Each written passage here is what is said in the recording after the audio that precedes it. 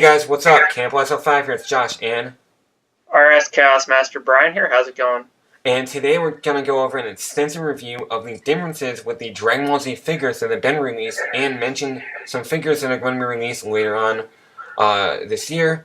So let's go ahead and get started with this, guys.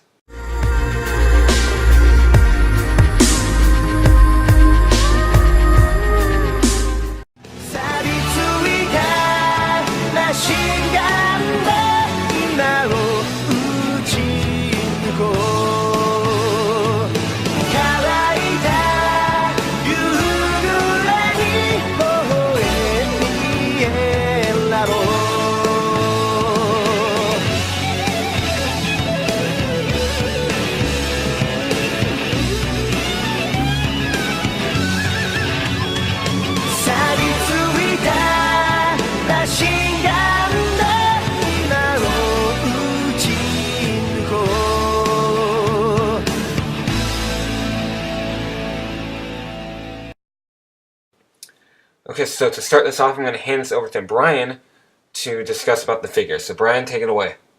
So we're going to take a time machine and we're going to go back in time to the year is 1998. And this was the first year that Dragon Ball Z was released on Toonami, and in correspondence with this release, Bandai released Dragon Ball Z figures. Now, I have to send it over to Josh again because he has one of these figures. I used to, but I do not. So this right here is Piccolo, if you guys can't tell. I mean, it does look like Piccolo.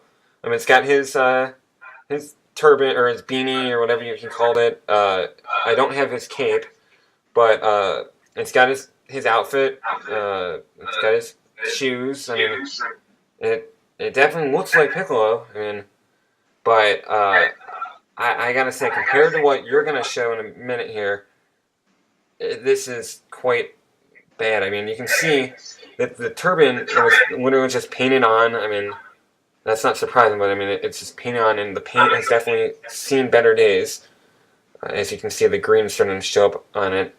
But for what it was, I mean, in terms of articulation, his arms move, his head does rotate, and his feet actually do not move.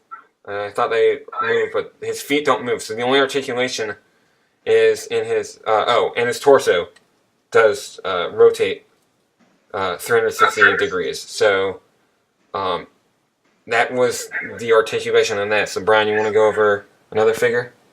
Yeah, we will fast forward to the year is 2014. That is a total of 16 years later. Mm-hmm. This is the Piccolo nowadays. You might want to bring it closer to the camera so they can see better.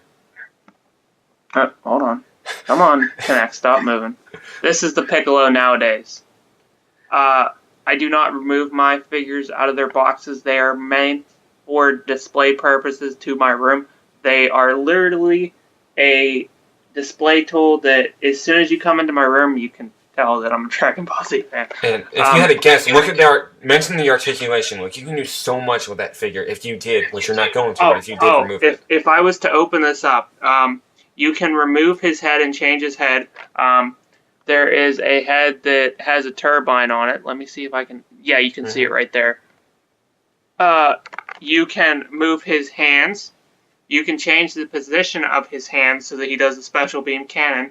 You can move his arms. You can move his legs. I don't think his feet move. His feet do not move.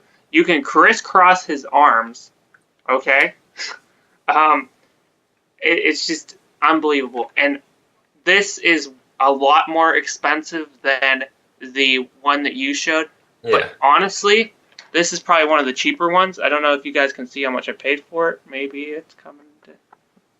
let's say $34.99. Yeah, I paid $35 for this.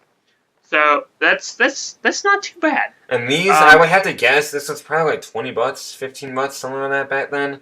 It was. I think it was like $12 back then. Okay, I mean. So it wasn't. I mean, it was cheap, but they were more meant for play. These are not really. I mean, No. These are meant more for show. Articulation. They're not really meant to be how I do it, which is not opening them up because they do have all the different poses and all that. But I just prefer not to open mine up.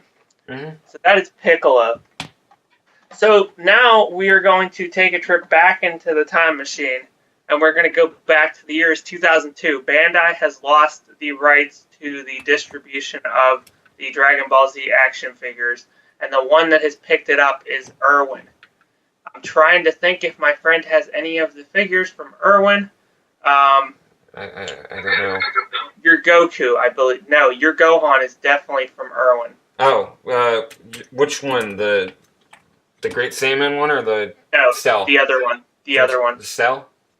Yes, that is one of the figures that was from Irwin. With Irwin, their figures had more articulation than the Bandai. Mm-hmm. They took some interesting color choices with their color schemes on the figures. Yeah.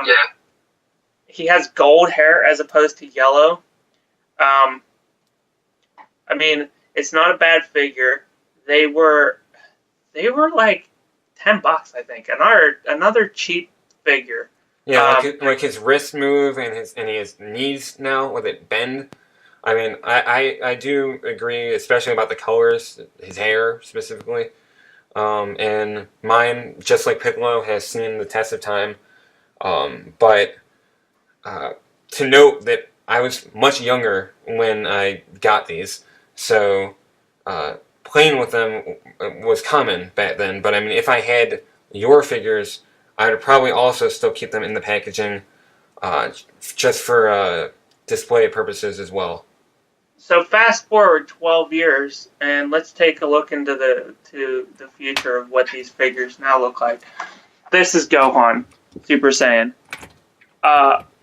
Can you guys tell how realistic that is compared to the show? I mean, it's literally as if they took the character from the show and put it into a figure. And you can even put his Gohan Super Saiyan head, not just a Super Saiyan 2, but you got a Super Saiyan just like mine here, but I can't do what you can. Yeah, you can change his head. This is the San Diego Comic-Con exclusive. It was only available back in 2011 to the people that went to San Diego Comic-Con. I got it because I paid $100 for it, but But for what you use it for and for how big of a Dragon Ball Z fan it is, I can say that, I mean, that was a lot of money, but I mean, it was, I think, would you agree that that money was justified?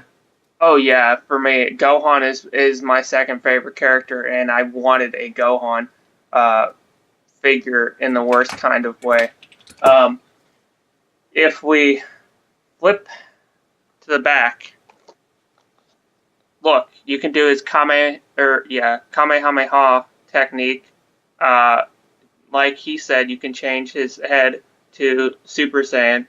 His cape, you can put on his cape. You can put his cape on while he's Super Saiyan 2. I don't know what you would want to, but